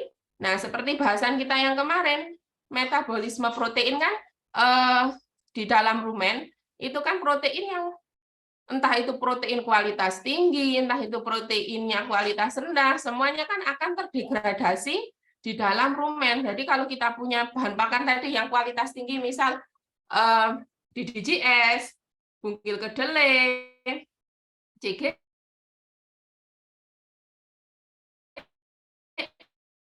itu kan asam aminonya bagus. Jadi makanya pakan ruminansia, entah itu sapi perah, entah sapi potong, entah domba, entah kambing, itu ada rasio UDP, yaitu undegraded protein. Nah, kalau yang PK ini dari total PK-nya, tapi di sini kita bisa tambahkan bahan pakan yang tidak terdegradasi. Nah, tidak terdegradasi itu gimana? Berarti harus diproteksi. Proteksi itu macam-macam. Bisa pakai formalin, bisa pakai tanin, bisa pakai sabun, saponifikasi. Jadi protein yang bagus itu diselimuti oleh zat-zat aktif yang tidak bisa terdegradasi oleh mikroba rumen. Nah, selanjutnya ini adik-adik cek ya, sapi potong. Ini indukan kah? Pejantan, terus habis itu penggemukan. Ini adalah target yang target untuk feedlot. Misalnya kita mau 3 bulan panen gitu. Nah, ini adalah persentasenya dipelajari. Nah, selanjutnya untuk itik petelur. Kemarin kan udah praktek itik juga ya. Itu dicek. Ada fase starter, fase grower, fase layer. Nah, ini dicek. Ini PK-nya berapa, energi berapa. Oh ya, sama untuk ruminansia, hal yang perlu adik-adik ketahui, ini kan standar ya. Standar ini kan total ransum. Jangan sampai nanti kalian baca konsentrat nih, misalnya, oh saya udah beli konsentrat, PK-nya api ini 18, PK-nya 14. Nah, itu konsentrat itu kan hanya bagian dari bahan pakan formulasi ransum untuk ternak ruminansia. Jadi standar yang di sini ini adalah standar gabungan nanti hijauan dan konsentrat. Jangan sampai nanti aku beli konsentrat sakmene wis PD. Oh iki wis sesuai standar iki lek PK-ne sakmene. Iku salah. Jadi PK yang di sini itu bukan PK konsentrat, tapi adalah PK complete fit semua jadi satu. Hijauan dan konsentrat itu untuk memenuhi standar kebutuhan setiap fase pertumbuhannya ternak itu adalah di sini. Ini PK total kebutuhan ya, diingat-ingat. Beda kalau untuk non-room, untuk poultry. Nah, ini adalah PK yang ya konsentrat yang diberikan itu. Jadi misalnya nanti adik-adik cek label nih, cek label bahan pakan, itu kan ada fase starter, fase grower, PK sekian, yaitu pakannya ya. Perlu diingat-ingat ya.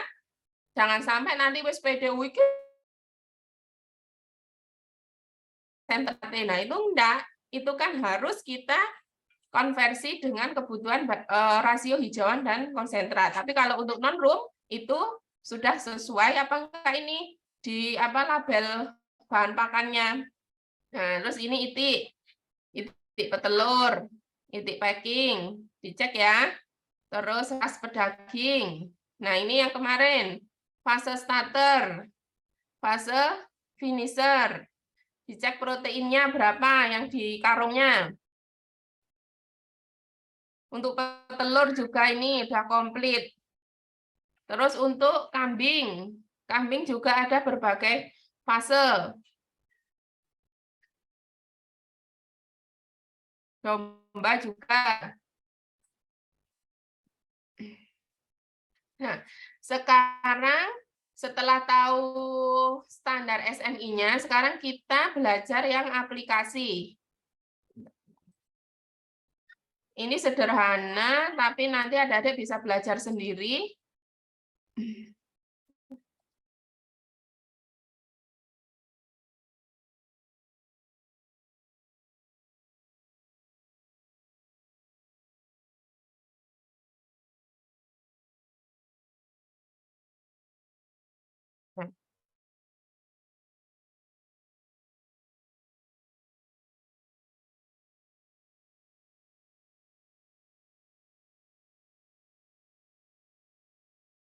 Nah, ini adalah aplikasi yang dikembangkan oleh orang BPTP ya. Jadi ini udah aplikatif. Jadi nanti misalnya adik-adik mau ke depan, mau penyuluhan, mau praktek bikin langsung, atau apa namanya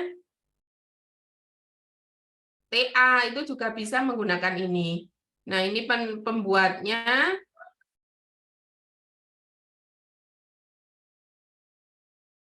Nah, sehingga, nah misal nih, ini kode ya, praktek saja.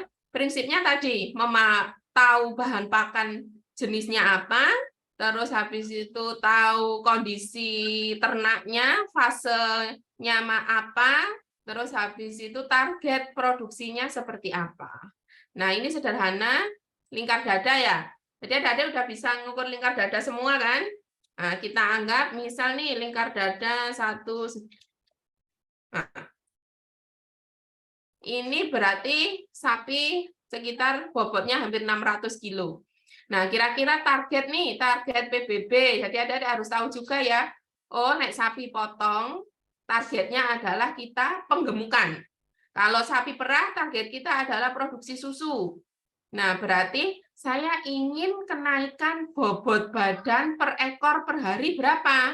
Nah, ini ada targetnya ini. Oh, naik bobotnya di atas 500 kilo. Berarti kita di poin yang di sini kita kasih angka 39. Oh, setiap harinya saya itu kalau ngasih pakan, itu ada kenaikan 1,3 kilo per ekor per hari. Diingat-ingat ya, cara menghitungnya gimana ya? Menghitung PBB atau ADG, biasanya kan ada average daily gain ya, penghitungan. Jadi ini ditimbang, kalau nggak, misalnya yang akurat kan pakai timbangan ternak. Nih, timbangan ternak, itu bukan berarti per hari harus kita timbangi gitu ya. Itu bisa misalnya satu evaluasinya per minggu. Nah, bobot badan pertama sebelum pemberian pakan, terus habis itu direkap ini setelah 1 minggu pemberian pakan berapa. Nah, terus dikurangi, terus dibagi selama periode pemberian. Nah, ini akan ketemu PBB-nya. Hal-hal dasar seperti ini harus diketahui ya. Nanti misalnya praktek di Rumbes, oh aku harus memiliki berpikir kritis anak D4, gak hanya disuruh Bu Is ngasih pakan, bersihkan kandang, tapi nggak tahu pemeliharaan ini targetnya apa toh? Nek peternak sapi potong berarti targetnya ya daging, aja sampai kita membuat pakan, ngasih pakan, rugi. Ternyata target ADG nggak memenuhi, daging sapi ini kuru-kuru. Berarti apa yang kita lakukan adalah rugi. Ya, karena bahan pakan itu terus per hari itu kita mengeluarkan uang loh. Jadi kalau kita berpikir bisnis, per hari pakan yang kita berikan itu harus menghasilkan daging berapa. Jangan sampai engkau ngedol omah, ngedol tanah gara-gara ngingu sapi, gara-gara ngingu wedhus. Karena setiap itu harusnya konversi daging dan konversi susu itu bisa kita untuk membeli pakan. Diingat-ingat ya, konsep itu jangan sampai hanya kita sedekah tok. Dianggapnya rapopo lah aku mek sedekah tok. Lho iki hitungane bisnis hewan kesayangan ngono gak apa-apa. Nah, tapi hewan ternak kita harus berpikir adalah bisnis. Nah, tadi kan ya wis paham ya BK. BK itu berarti bahan kering. PK, nah berarti ketemu ini sebenarnya prinsipnya sama kayak adik-adik ngitung persen square, cuma ini dipermudah. Jadi Ben, misal nanti adik-adik penyuluhan, kan nggak mungkin toh ngajari persen square ke peternak. Wes doh mumet peternaknya, saya yang makani sapi, saya diajari hitung-hitungan persen square. Apalagi persen square kan terbatas ya kelemahannya, hanya beberapa bahan pakan yang bisa kita gunakan. Nah, kok mesti kan pertanyaannya peternak macam-macam. Waduh Bu, lah iki pakan iki wakeh Bu. Ono jerami lah, ono daun, ono gamal, ono macam-macam. Nah, dengan adanya kita pakai Excel trial and error, itu kita bisa membuat beberapa kolaborasi bahan pakan, kita mix untuk mencapai target produksi sesuai kebutuhan nutrisinya. Nah, ini adalah di situ ketemunya kok iso ya BK-nya 10,86, PK-nya 1,075, TDN-nya 8,35. Nah, setelah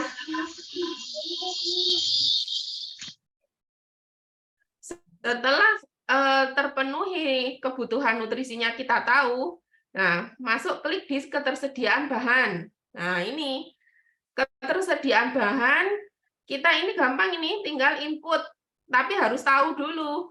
Oh, aku sebagai seorang formulator itu harus peka. Ojo asal milih, oh iki penting sumber protein, oh iki sing penting sumber energi, nggak boleh. Harus mulai berpikir kritis. Sumber protein harganya mahal apa enggak ya? Sumber protein ini di daerahku mudah apa enggak ya?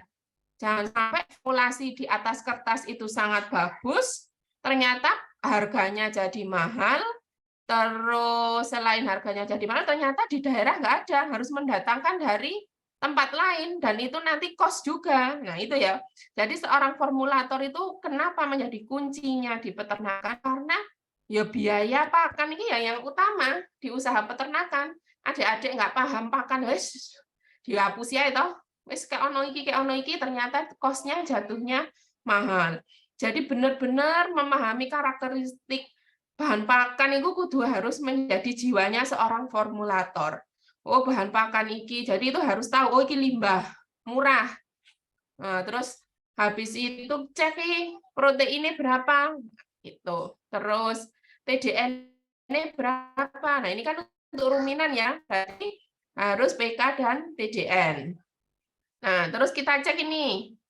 Oh ya, untuk yang identifikasi bahan pakan tadi lupa Bu Fitri, kayaknya perlu tambahkan TDN ya, adik-adik biar ngitung sampingnya BTN tadi loh, Dek. Nah, itu tambahkan TDN. Nah, nanti rumusnya kan ada rumusnya nih, TDN nanti Ibu share cara menghitung TDN bahan pakan. Oke, sekarang gini, sekarang kita milih nih untuk bahan pakan sapi potong. Kembali ke prinsip metabolisme. Ega masih inget nggak? Nek nyusun ransum sapi potong, sing diakehi apa nih? Siap, asam propionat. Ya, propionat itu sumbernya dari mana? Siap, silase. Loh, kok silase? Waduh, ini belajar meneh metabolisme nutrien. Siap, Bu. Ingatnya saya kalau lakta itu di Metabol- hijauan. Lo, kleru toh. Green ini sumber biji-bijian, sumber pati, sumber amilum. Untuk konversi daging, piye carane ben entuk propionat, itu dicek bahan pakan yang tinggi amilum. Berarti dia green, biji-bijian. Nah, berarti masuk no. Bungkil kopra. Terus bungkil kedelai sebagai sumber protein.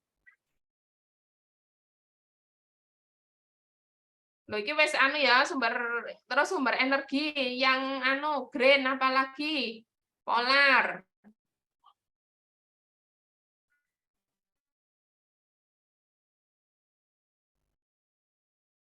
Apa lagi? Oh, harus jeli ya. Oh iya, aku nek nyusun sapi potong berarti kudu sumber amilum, sumber pati itu yang harus lebih banyak karena konversi kita adalah di target propionat. Propionat adalah pembentuk jaringan-jaringan adiposa dan apa? Terus apa lagi yang kira-kira tinggi?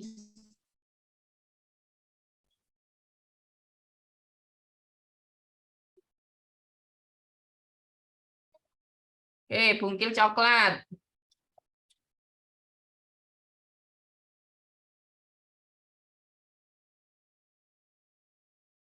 Tepung gaplek.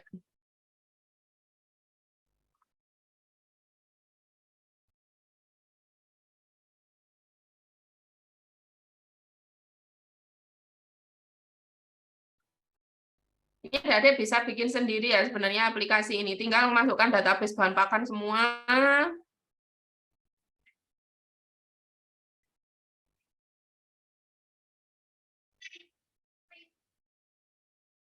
Nah, mineral ya, mineral. Nah, ini minggu depan kita bisa belajar tentang premix ini, penyusunan premix. Nah, ini harga kalian sesuaikan ya, nanti survei real yang sekarang harganya berapa. Misal bungkil kopra per kilonya 3.000. Nah, ini nanti kalian ganti sendiri yang harga, sesuaikan dengan harga terupdate di hari ini, per hari ini. Jerami padi sama anggap saja kita tambahkan rumput gajah ya.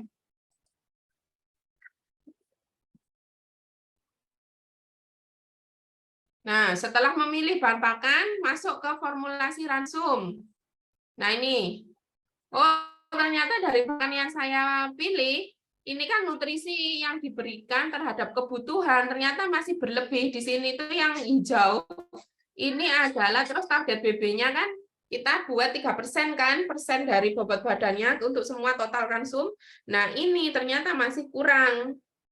Nah, berarti di sini perlu kita ubah, coba dicek. Bahan pakan berarti di sini ini kalau di total.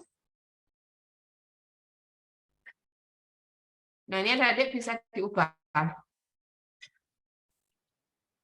Nah, ini yang namanya trial and error di sini. Nah, biasanya kan adik-adik kalau yang pakai trial and error kan kita perhitungan per BK kan, BK baru di-SFIT-kan, pakan segar. Tapi kalau yang pakai punya Pak Yusron ini, kita bisa langsung segarnya berapa. Ini kan untuk per ekor per hari. Nah, jadi nanti kalau misalnya adik-adik bekerja di feedlot atau magang di feedlot, misalnya ini udah ketemu nih, formulasi ransum per ekor per hari ya. Oh, ini nanti tinggal kalikan total dari populasi yang akan diberikan, tapi harus dibedakan sesuai fasenya. Oh, misal ini fase 3 bulan penggemukan. Berarti ya, kilo segarnya ini yang kalian kalikan jumlah populasinya. Nah, gitu kalau ngitung membuat ransum untuk pemetaan dalam pakan penggemukan atau di feedlot. Feedlot kan populasinya banyak.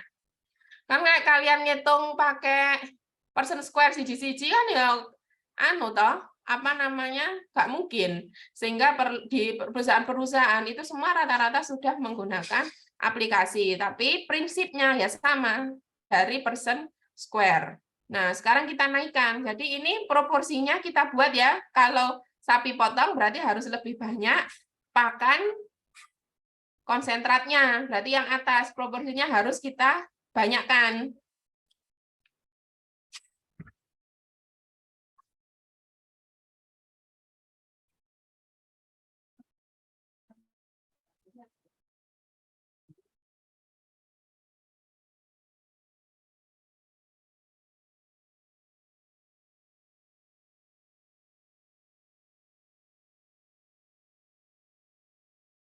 Nah, ini coba diubah-ubah ya.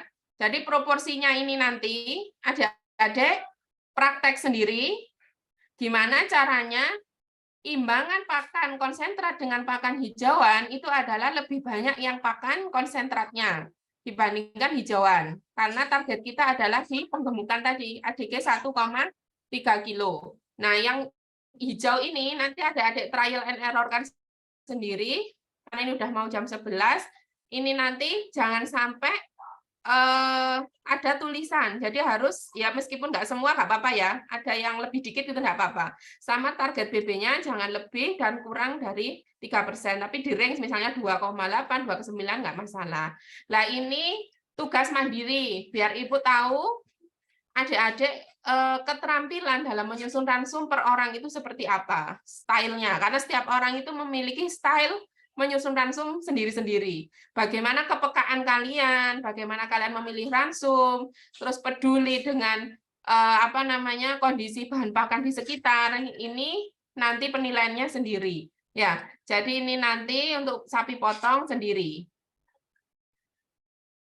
Ini masih bisa dilanjut nggak untuk sapi perah? Apa wes kesel? Sampun, Bu. Wes belenger ya. Ya wes ini dulu. Nanti diagendakan yang sapi perah sama domba ya. Untuk untuk ruminansia. Kalau yang unggas jadi tinggal fokus yang ruminan. Nah, minggu depan nanti kita belajar yang sapi perah sama domba. Pakai ini trial and error. Nah, ini tolong adik-adik minggu ini fokus sapi potong sama membuka praktek integrasinya ya. Kita agendakan kapan prakteknya, nanti perwakilan kelas nemu Ibu Daning, kita atur persiapan untuk praktek di laboratorium. Ya. Terus untuk minggu depan yang tanggal 25, itu kita ada dosen tamu dari UGM. Nanti kita ruangannya di mana ya yang representatif, biar nggak di RKB. Selain RKB nanti tolong disetting ya, ketua kelas tanggal 25, kita belajar nutrisi untuk ternak-ternak subtropis. Jadi ada kemarin ada yang tanya, Bu, ini Wagyu gimana ya? Nah, ini kebetulan ada teman Ibu yang ke Malang, terus beliau dulu S2, S3-nya di Jepang, sekaligus nanti biar ngasih pemahaman sama pengalamannya riset menggunakan ternak-ternak subtropis ya.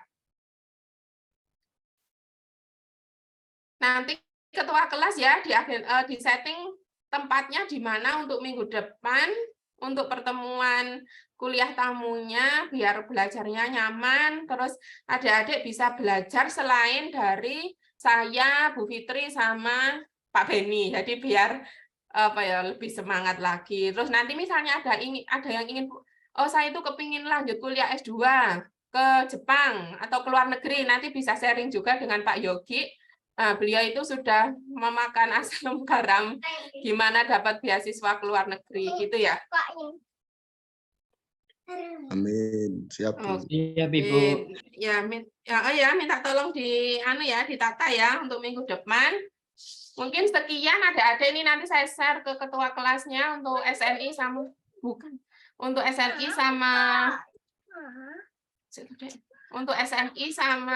formulasinya. Oke, begitu. Selamat istirahat. Terus jangan lupa ayam-ayamnya diopeni dengan penuh cinta dan tanggung jawab ya.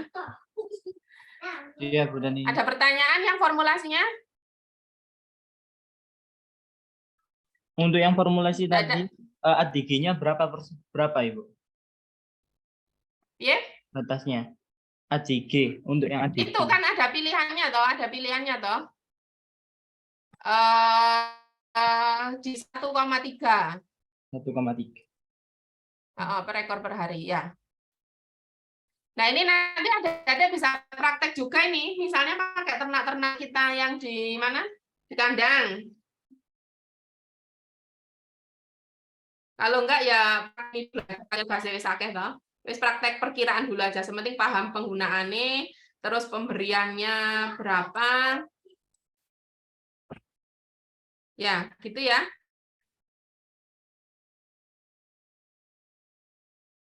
Halo. Siap, Ibu. Nah, jadi ini nanti dibuat, ini yang penting jangan sampai lebih, terus nanti kita bisa buat proyeksi berapa harganya diupdate yang per hari ini ya, milih bahan pakannya apa, harganya yang mana gitu. Nah ini intinya tugas-tugas ini saya nggak mengejar harus misalnya minggu depan gitu ya, karena kan load kegiatan kalian ini banyak banget di kandang, terus ini yang praktek integrasi juga, sehingga yang penting nanti saat perkuliahan berakhir tugas-tugas untuk mata kuliah nutrisi semua sudah terpenuhi. Karena ini sebagai komponen penilaian ya. Oke, begitu Ibu akhiri. Assalamualaikum warahmatullahi wabarakatuh. Waalaikumsalam. Waalaikumsalam warahmatullahi wabarakatuh. Waalaikumsalam warahmatullahi wabarakatuh.